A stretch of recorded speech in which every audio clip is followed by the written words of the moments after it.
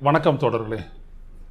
ருச செய்திகளின் வாயிலாக நீண்ட விடுமுறைக்கு பிறகு மீண்டும் உங்களை சந்திப்பதில் பெருமகிழ்ச்சி அடைகின்றேன்.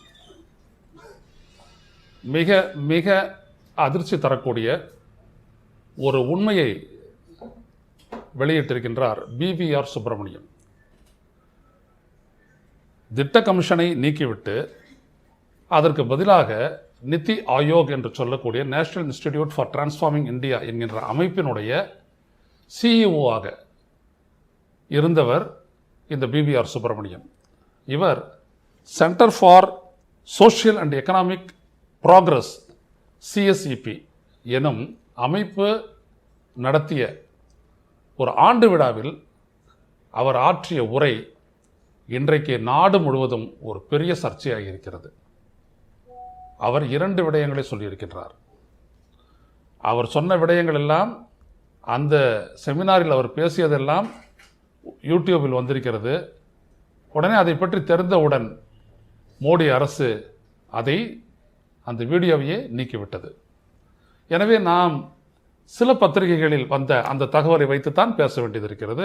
அவருடைய முழு உரையை பற்றி நம்மால் எதையும் சொல்ல முடியவில்லை. அவர் 2 விடயங்களை சொல்லியிருக்கின்றார். ஒன்று, மாநிலங்களுக்கு ஜிஎஸ்டி வருவாயில் மாநிலங்களுக்கு அளிக்கக்கூடிய, குறிப்பாக CGST central goods and services டேக்ஸில் மாநிலங்களுக்கு அளிக்கக்கூடிய வருவாய் பகிர்வு, வரி பகிர்வை மோடி திட்டமிட்டு குறைக்க முயற்சி செய்தார். அதனை ஃபினான்ஸ் கமிஷன் ஏற்றுக்கொள்ளவில்லை. இது ஒன்று. இரண்டாவது, இந்திய ஒன்றிய அரசுடைய நிதிநிலை அறிக்கையில் அடுக்கடுக்கான பொய்கள், உண்மையை மறைத்துவிட்டு அதற்கு பதிலாக ஃபட்ஜிங் என்று சொல்வார்கள் அல்லவா, அக்கௌண்டிங் பார்லன்ஸில் வந்துட்டு ஃபட்ஜிங்னா ஒன்றத்தை வந்துட்டு உயர்த்தி பேசுறது, வருவாயை அதிகமாக காட்டுறது, இழப்பை குறைச்சி காட்டுறது, இப்படியெல்லாம் செஞ்சதுக்கு பேர் ஃபட்ஜிங்னு பேர். இப்படியான ஃபட்ஜிங் எல்லாம் பண்ணி இந்த நாட்டினுடைய நிதிநிலை அறிக்கையே தயாரிக்கப்பட்டிருக்கிறது என்று அவர் சொல்லியிருக்கின்றார். பாருங்க, in his remarks PVR Subramaniam சொல்றார், he revealed how the federal budgets are covered in layers and layers of attempt to cover the truth. He added that he was sure you will have a Hindenburg who will open up the Indian government's accounts if they are transparent. நீங்க உள்ளபடியே இந்திய ஒன்றிய அரசுடைய நிதிநிலை அறிக்கையினுடைய உண்மை தெரியணும் அப்படின்னம்னா அதை அவங்க வெளிப்படையாக வச்சு, இப்போ அவங்க அதானி குடும்பத்தினுடைய அந்த கணக்குகள், அவருடைய பங்கு பரிவர்த்தனை, பங்கு வர்த்தகம், இதையெல்லாம் பற்றிய உண்மையை வெளிக்கொணர்ந்தாங்களே ஹிண்டன்பர்க், அந்த மாதிரி ஒரு நிறுவனம் வந்தால் தான் அந்த பட்ஜெட்டில் என்னென்னலாம் மறைச்சிருக்கிறாங்க அப்படின்றதையே வெளிப்படுத்த முடியும் அப்படின்னு ரொம்ப காட்டமாக சொல்லியிருக்கிறாரு. மோடி வந்துட்டு முதலமைச்சராக இருக்கும்போது என்ன சொல்கிறாரு அப்படின்னோம்னா, இந்திய ஒன்றிய அரசினுடைய அந்த சென்ட்ரல் ஜிஎஸ்டியில் மாநிலங்களுக்கு 50% தரணும், ஷேர் தரணும் அப்படின்னு பேசுகிறாரு. இவர் பிரதமரான உடனேயே என்ன சொல்கிறாருன்னா, அப்போ நிதி கமிஷனுடைய தலைவராக இருந்தவர் பார்த்தீங்க அப்படின்னா ஒய்வி ரெட்டி, உங்களுக்கெல்லாம் தெரியும், இந்திய மைய வங்கியினுடைய ஆளுநராக இருந்து ரொம்ப நேர்த்தியாக செயல்பட்ட ஒரு அதிகாரி. அவர் வந்துட்டு அப்போ நிதி கமிஷனுடைய தலைவராக இருக்கார். அவர் பரிந்துரைக்கிறது என்னன்னா, இந்த நிதியாண்டில் மாநில அரசிற்கு மத்திய அரசிற்கு வரக்கூடிய அந்த வருவாய் தொகுப்பில் இருந்து 42 விழுக்காடு மாநிலங்களுக்கு கொடுக்கணும் அப்படின்னு அவர் ரெக்கமெண்ட் பண்ணுறாரு. மோடி வந்துட்டு தேவையில்லை அவ்வளோ கொடுக்கறது, 33% கொடுத்தா போதும், அது ஏற்கனவே 32% இருக்குது, கூட ஒரு பர்சன்ட் கொடுத்து 33% கொடுத்தா போகிறோம் அப்படி சொல்லிட்டு ஒரு ஆர்கியூ பண்ணுறாரு. இவருக்கான இந்த நெகோசியேட்டர் யாருன்னா பிவிஆர் சுப்பிரமணியம். அவர் அப்போ பிரைம் மினிஸ்டர் ஆஃபீஸில் வந்துட்டு பார்த்தீங்கன்னா இவர் ஒரு செயலராக இருக்கார். அப்போ இவர் தான் வந்துட்டு பார்த்தீங்கன்னா ஒய்வி ரெட்டிக்கும் பிரதமருக்கும் இடையிலே ஒரு தூதுவரா, நெகோசியேட்டரா இவர் வந்துட்டு செயல்பட்டுருக்கிறார். அவர் சொல்கிறாரு, கடுமையாக போராடினார் மோடி, கடுமையாக அழுத்தம் கொடுத்தாரு, 33%க்கு மேலே வேணாம் மாநிலங்களுக்கு அப்படின்னு சொன்னார். ஆனால் ஒய்வி ரெட்டி ஒத்துக்கலை, கிடையவே கிடையாது, 42% கொடுத்தாகணும் அப்படின்னு சொல்லி ஆர்கியூ பண்ணி ஒய்வி ரெட்டி நிலைநிறுத்தி உள்ளார். தான் இங்கே ரொம்ப முக்கியமான தகவல். அப்போ பார்த்தீங்க அப்படின்னம்னா, இந்த நாட்டினுடைய பிரதமர் முதலமைச்சராக இருக்கும்போது ஒரு வேடம், அதே இது பிரதமரான உடனே இன்னொரு வேடம். இது எப்படிப்பட்ட அரசியல்னு நீங்கள் பாருங்கள். சரி, 33% மாநிலங்கள் கொடுத்தா போதுன்னு 42% கொடுக்கப்பட்டது. அதுக்கப்புறம் என்ன பண்ணுறாங்கன்னு பாருங்கள்.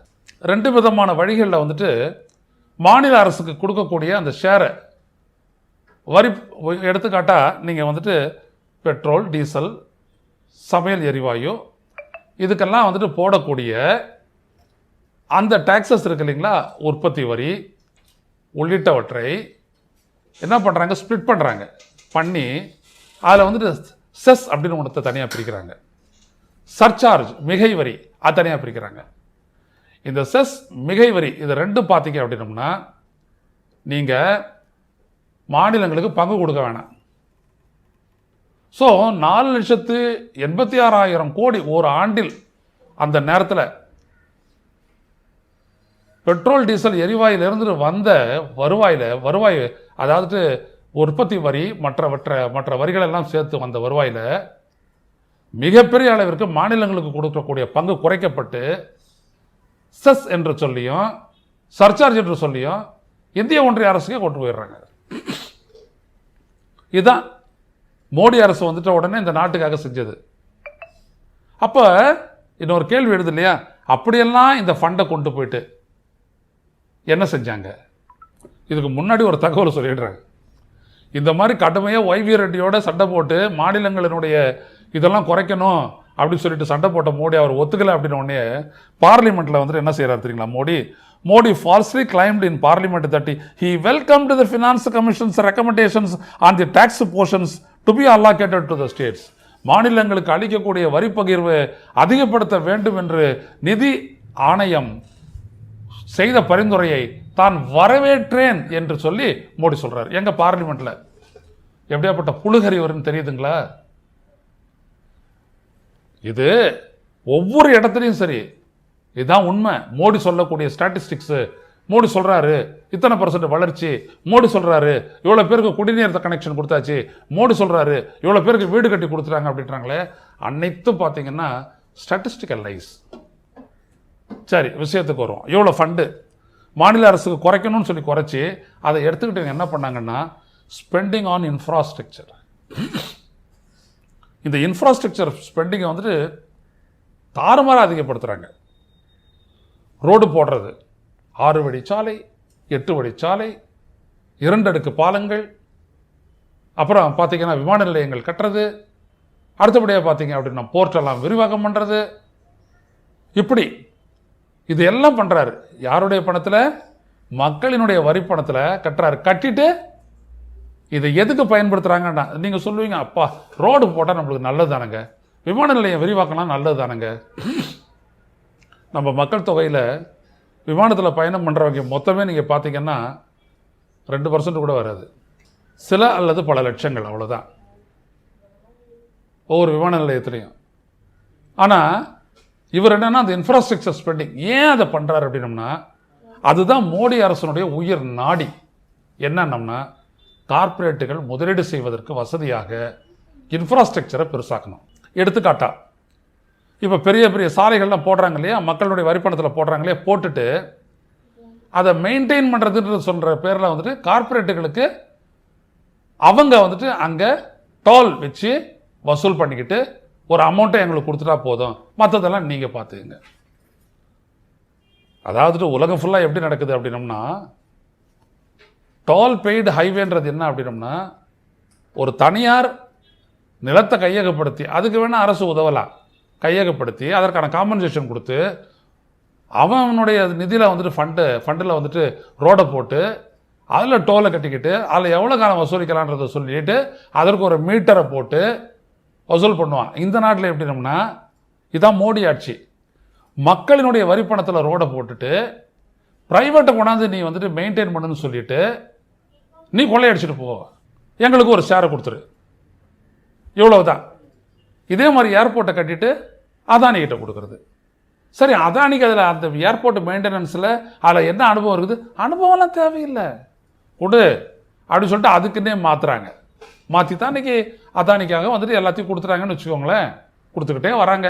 இப்போட திருச்சியில் வந்துட்டு திறந்து வச்சுட்டு போனார் 2-3 வாரங்களுக்கு முன்னாடி. எதுக்கு அவர் அது பண்ணுறாரு? அதுக்கப்புறம் அது வந்துட்டு அதானி கிட்ட போகும். ஏன்? கார்ப்பரேட்டுகள் தான் சொத்துக்களை உருவாக்குபவர்கள். இதே தான் போர்ட்டு. ஸ்மால் அண்ட் மீடியம் போர்ட்டெல்லாம் வந்துட்டு எங்ககிட்ட கொடுக்கணும்னு சொல்லிட்டு மோடி மாநில அரசுகளுக்கு கடிதம் எழுதினார். இங்கே கூட ஸ்டாலின் என்ன பண்ணார்? முதலமைச்சர் ஸ்டாலின் இல்லை எதுவும் கொடுக்கணும், அதெல்லாம் மாநில அரசு எங்களுடைய கட்டுப்பாட்டிலே தான் இருக்குது, அது அப்படியே தான் இருக்கணும்னு சொல்லிவிட்டார்.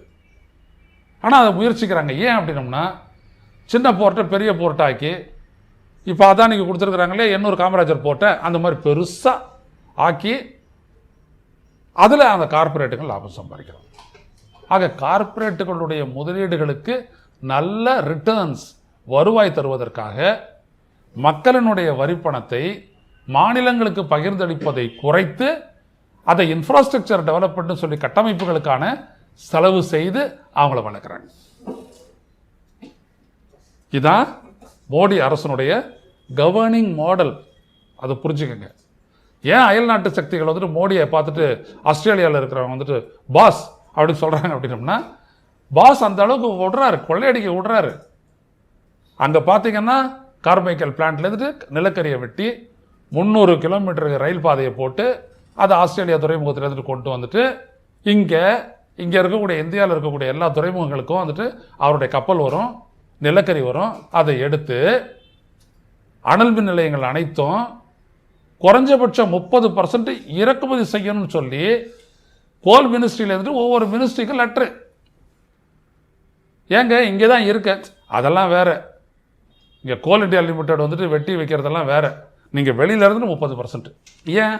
அப்போ தானே அவருக்கு பலன் அளிக்க முடியும். அது என்ன இங்கே பண்ணுற விலைக்கே நம்மளுக்கு இம்போர்ட் பண்ண முடியும்? இல்லை, 2 மடங்கு 3 மடங்கு விலை. ஒரு கட்டத்தில் அந்த விலை பயங்கரமாக அதிகரிக்கப்பட்டது. உடனே எல்லாரும் பெரிய அளவு கூச்சல் போட்ட உடனே டக்குன்னு அதை குறைச்சிட்டாங்க. எப்படி இந்த விமான நிலையத்திலையும் இந்த ஆம்னி பஸ்களும் உயர்த்துவாங்க இல்லையா, கண்டபடி உயர்த்தி 8000 ரூபாய்க்கு போயிட்டு இருந்தது 28,000 சொல்லி விற்பாங்க டிக்கெட்டை. இங்கே 800 ரூபாய்க்கு போயிட்டு இருந்ததை 3000 ரூபாய்க்கு விற்பாங்க. அரசுகள் கண்டுக்காது. நாங்கள் நடவடிக்கை எடுப்போம். ஆனால் அதே தான் நடக்கும். எங்கேயாவது நடவடிக்கை எடுக்கும்னு சொல்லுவாங்க, விமான கட்டணங்களை உயர்த்தும் போது எந்த நடவடிக்கையும் எடுக்காது. ஏன்னா ஃப்ரீ மார்க்கெட், கண்ட்ரோல் கிடையாது. There is no regulation. So வரவு எனக்கு எப்போ காத்தடிக்குதோ நான் அப்போ தூத்திக் கொள்வேன், அவ்வளவுதான். உதவு நீ அரசு, அவ்வளவுதான். இதுதான் முதலீட்டுக்கு உகந்த பிசினஸ் கிளைமேட், மோடி உருவாக்குற பிசினஸ் கிளைமேட். எனவே மோடி அரசுடைய இப்படிப்பட்ட செயலை தாங்க முடியாமல் சுப்பிரமணியம் வெளிப்படுத்தியிருக்கிறார். இந்த மாதிரி நிறைய தேர்தலுக்கு முன்னாடி வெளிப்படுத்தினீங்கன்னா நல்லா இருக்கும். ஏன்னா எவ்வளோ சாதாரணமாக அவர் அடிச்சுட்டார் பாருங்க. ஹிண்டன்பர்க் மாதிரி ஒரு அமைப்பு வந்து இவங்களும் பட்ஜெட்டு விவரங்களை எல்லாம் எடுத்து வெளிப்படையாக வச்சாங்கன்னா அப்போ அதில் உண்மை எது பொய் எது அப்படின்றத பிச்சு பிச்சு வைப்பாங்க அப்படின்னு சொன்னதன் மூலம் அவர் என்ன சொல்கிறார் அப்படின்னம்னா, ஹிண்டன்பர்க் அதானி விடயத்தில் வெளிப்படுத்தியது உண்மைதான் இவர் ஒரு சான்றிதழ் கொடுக்குறாரு. அப்போ எடுக்க மாட்டாங்களா? அதான் யூடியூப்லேருந்து நீக்கிட்டாங்க. மக்களே, மோடி என்றால் வளர்ச்சி, வளர்ச்சி என்றால் மோடி என்று சொல்லி எவ்வளவு விளம்பரம் வருது. அந்த வளர்ச்சி என்பது யாருக்கான வளர்ச்சி என்கின்ற கேள்வியை நாம் தொடர்ந்து கேட்டுக்கிட்டு இருந்தோம். இன்னைக்கு பிவிஆர் சுப்பிரமணியத்தினுடைய இந்த அவருடைய பேச்சு ஒரு அத்தாட்சி. புரிஞ்சு கொள்ளுங்கள். இந்த நாட்டு விவசாயிகளுக்கு குறைஞ்சபட்ச ஆதார விலை வேணும் அப்படின்னு சொல்லி அவங்க போராடுறாங்க. 1.25 வருடம் கொடுக்கல. ஆனால் இங்கே இருக்கக்கூடிய கார்ப்பரேட்டுகளுக்கு, இங்கே வரக்கூடிய கார்ப்பரேட்டுகளுக்கு எல்லா விதமான வசதிகளையும் செய்து வாங்க ஐயா வாங்க, வாழுங்க ஐயா வாழுங்க, அடிங்க ஐயா அடிங்க, இயன்ற வரை கொள்ளை அடிங்க அப்படின்னு சொல்லக்கூடிய ஒரு அரசு இது. மக்கள் மீது வரிச்சுமை, கார்ப்பரேட்டுகளுக்கு இருந்த அந்த டாக்ஸஸ் 34%லேருந்து 22% குறைக்கிறது, மாநிலங்களுக்கு இருக்கக்கூடிய பகிர்வை குறைப்பது, எல்லாம் எங்கே போகுதுன்றது நீங்கள் பாருங்கள். இதையெல்லாம் மறைக்கிறதுக்கு தான் பாரத் மாதா கி ஜெய், பாரத் மாதா கி ஜெய், இங்கே அங்கே ஜெய் ஸ்ரீராம், ஜெய் ஸ்ரீராம், ஸ்ராமரை வைத்து மறைக்கிறாங்க எல்லாத்தையும். அதனால தான் இவங்க அதற்கு முக்கியத்துவம் கொடுத்து அதை ஒரு பேசுபொருளாக ஆக்கி இதை பேசு பொருளாக ஆகிவிடக்கூடாதுன்றதுக்காக யூடியூப்லேருந்து இந்த வீடியோ நவுத்திடுறாங்க. அதெல்லாம் அப்படி தான். யூடியூப்பு, ஃபேஸ்புக்கு, எக்ஸு இவங்கெல்லாம் யார்? After all they are corporate. அவங்களுக்கு ஒன்றும் நம்மளுடைய உரிமையை பாதுகாக்கணும், நம்மளுடைய பேச்சுரிமை, எழுத்துரிமை, அறியும் உரிமையெல்லாம் காப்பாற்றணுன்ற எந்த அவசியம் கிடையாது. வந்தது பணம் சம்பாரிச்சுக்கிட்டு போகிறோம், முடிஞ்சு போச்சு. அப்படி இந்த ஃபேஸ்புக் வழியாக உண்மையெல்லாம் சொல்கிறவனெல்லாம் குறை, அவ்வளோதான். முன்னாடியெல்லாம் நான் ஒரு கட்டுரை போட்டேன்னா 1 மணி நேரத்தில் 300-3000 பேருக்கு ரீச் ஆகும். இப்போல்லாம் ஒரு நாள் ஃபுல்லாக இருந்ததுன்னா கூட 10 பேரை ரீச் ஆக மாட்டேங்குது. அதான் ஃபேஸ்புக் பண்ணக்கூடிய இன்றைக்கி மீட்டா அவங்க பண்ணக்கூடியது, அவங்களுடைய சேவை இதுதான். ஆனால் பேசிட்டு வரும்போது என்னென்னா, உங்களுடைய உரிமைக்கு எங்களுடைய பிளாட்ஃபார்மை பயன்படுத்திக்கங்க.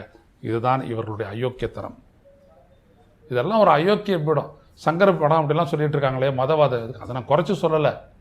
அந்த மாதிரி இதெல்லாம் பார்த்தீங்கன்னா கார்ப்பரேட் பீடங்கள், அயோக்கிய பீடங்கள், கொள்ளையடிக்கிற பீடங்கள். இதை தெளிவாக புரிந்து கொள்ள வேண்டும். நமக்கான அரசா, கார்ப்பரேட்டுகளுக்கான அரசா? இதான் ரொம்ப முக்கியம். நம்முடைய மக்கள் வளர்ச்சிக்கா, பன்னாட்டு கொள்ளைக்கா? இதான் ரொம்ப முக்கியம். தோழர்களே, இந்த வீடியோ உங்களுக்கு பிடிச்சிருந்ததுன்னா லைக் கொடுங்க, பிடிக்கலையா டிஸ்லைக் கொடுங்க. ஆனால் டிஸ்லைக் கொடுத்துட்டு நிறுத்தாதீங்க, உங்களுடைய கருத்தை போடுங்க. ஆனால் எதிர்கருத்தை போடும்போது ஒரு சிலர் மட்டும் நல்லா போடுறீங்க, மற்றவங்கள்லாம் வந்துட்டு வெறும் வசைதான். எதிர்வசை பாட முடியாது. அதனால் வசைப்படாதீங்க, எதிர்கருத்தை பதிவிடுங்கள். அதுதான் நல்ல ஒரு ஜனநாயகத்துக்கு வைப்ரண்ட் டெமோக்ரஸின்னு நம்மளை கொண்டு போனோம்னா அந்த இடம் தான் முக்கியம். இவிஎம்மை தாண்டி எங்கே இருக்க போகுது வைப்ரண்ட் டெமோக்ரஸின்லாம் தெரியாது. பட் இருந்தாலும் நம்மளால் முடிஞ்ச அளவு ஜனநாயகத்தை தூக்கி நிறுத்துவோம். மீண்டும் சந்திப்போம். நன்றி, வணக்கம். ஊடகம் கார்ப்பரேட் அரசியல்வாதிகளின் கைப்பாவையாக, அடிமைகளாக இருந்தது போதும். இனி சாட்டை எடுத்து சுழற்றும் நேரம் வந்துவிட்டது. ஊடகம் பொதுமக்களாகிய உங்களுக்காக, உங்களாலேயே இயக்கப்பட வேண்டும். ஊடக சுதந்திரத்திற்காக உங்களின் பங்களிப்பை இன்றே அளித்திடுங்கள்.